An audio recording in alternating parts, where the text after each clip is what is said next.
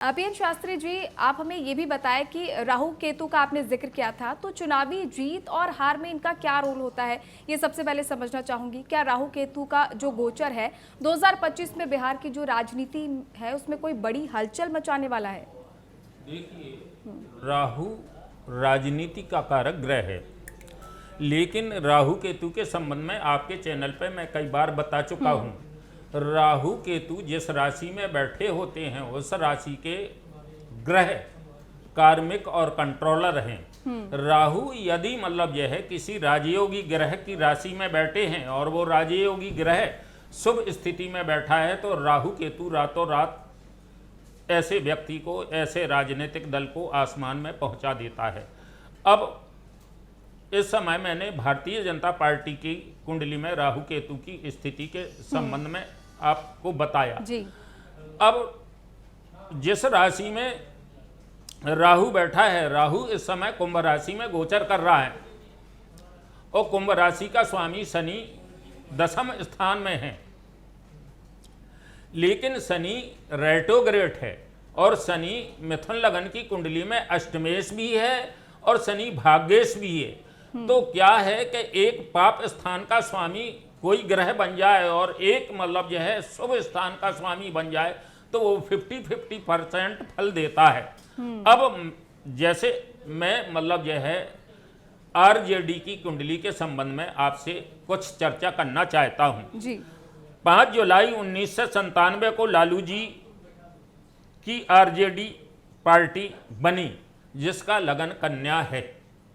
कन्या लगन का योग कारक ग्रह शुक्र और बुध है। तो लालू जी की पार्टी कन्या लगन में लालू जी की पार्टी का जन्म हुआ। लालू जी की पार्टी का सूर्य और चंद्र 10वें स्थान में मिथुन राशि में बैठा है, शनि 7वें स्थान में मीन राशि में बैठा है, लगन में मंगल बैठा है, गुरु 5वें स्थान में मकर राशि में बैठा है। लेकिन लग्नेश बुध और भाग्य शुक्र एकादश स्थान में बैठे हैं। आपको शायद प्राचीन मालूम हो, सारे ज्योतिषाचार्य जानते हैं कि रावण ने अपने पुत्र मेघनाथ के जन्म के समय कहा था कि सारे ग्रह एकादश भाव में बैठ जाएं। तो एकादश भाव का सबसे महत्व है। एकादश स्थान में कोई ग्रह अशुभ फल नहीं देता है। एकादश स्थान में भाग्येश और लग्नेश तथा भाग्येश और कर्मेश एकादश स्थान में बैठे हों और गुरु उच्च की दृष्टि से देख रहा हो। मैं आज इस चैनल पे ये भविष्यवाणी करता हूं कि लालू की पार्टी का स्वर्णिम काल प्रारंभ हो गया है। कहीं मतलब यह है 3 अंकों में संख्या बल लाकर पूरे बिहार को लालू की पार्टी आश्चर्यचकित ना कर दे। और फिर भी मैं आपसे बताना चाहता हूं कि लालू की पार्टी पहले स्थान पर रहेगी।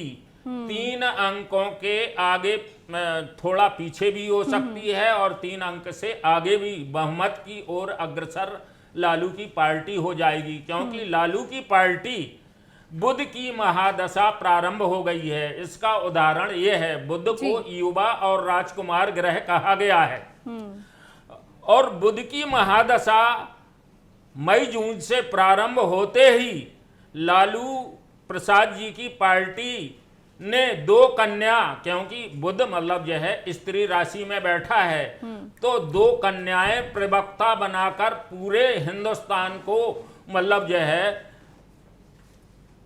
पूरे हिंदुस्तान को 2 कन्याएं, एक कंचना यादव, एक प्रियंका भारती, जो आश्चर्यचकित कर देने वाले कॉन्सेप्ट मतलब यह टेलीविजन पर रखती हैं। ये प्रारंभिक स्थिति मतलब यह है, मुझे किसी राजनीतिक दल से मतलब नहीं है, लेकिन क्या है कि बुध युवा और राजकुमार ग्रह है और बुध की महादशा लालू की पार्टी की प्रारंभ हो गई है।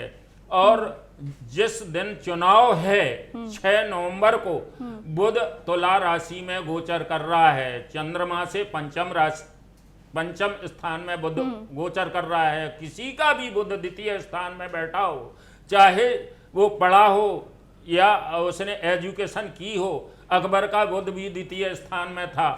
तो ऐसे व्यक्ति मतलब जो है इतने विद्वान, गॉड गिफ्ट ईश्वर की ओर से उन्हें इतनी ज्यादा मतलब जो है बढ़ जाती है कि पूरे अकबर ने विश्व को आश्चर्यचकित किया।